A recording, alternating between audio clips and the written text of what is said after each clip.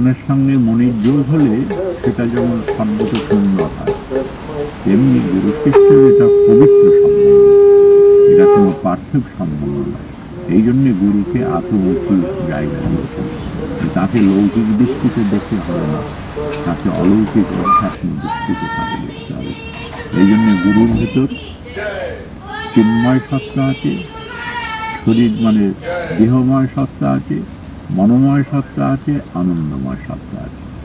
পঞ্চকোষ বলে না, অন্নময় কোষ, প্রাণময় কোষ, মনোময় কোষ, বিজ্ঞানময় কোষ, আনন্দময় কোষ, সকলের ভেতরেই আছে।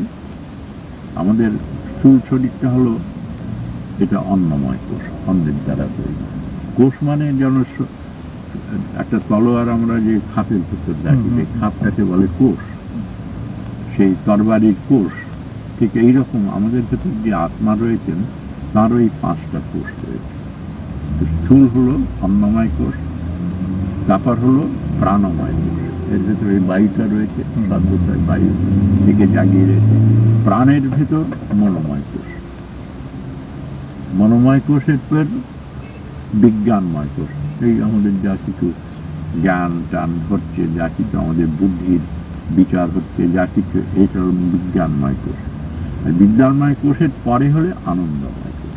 আনন্দময় কোষ মানে একবারে আত্মার সঙ্গে সেখানে আমরা একীভূত হয়ে যাচ্ছি। সচ্চিদ আনন্দ তো আত্মার স্বরূপ।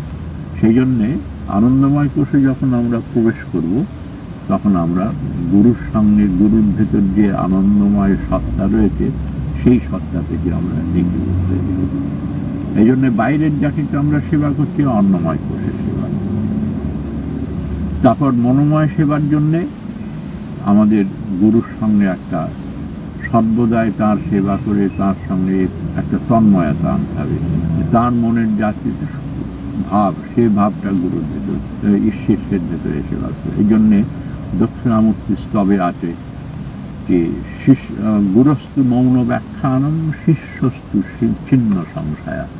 গুরু মৌন হয়ে তিনি শিষ্যের কল্যাণ ভাবনা করছেন, শিষ্যে তার কাছে প্রার্থনাও করল না, অথচ তার সেই কল্যাণটা।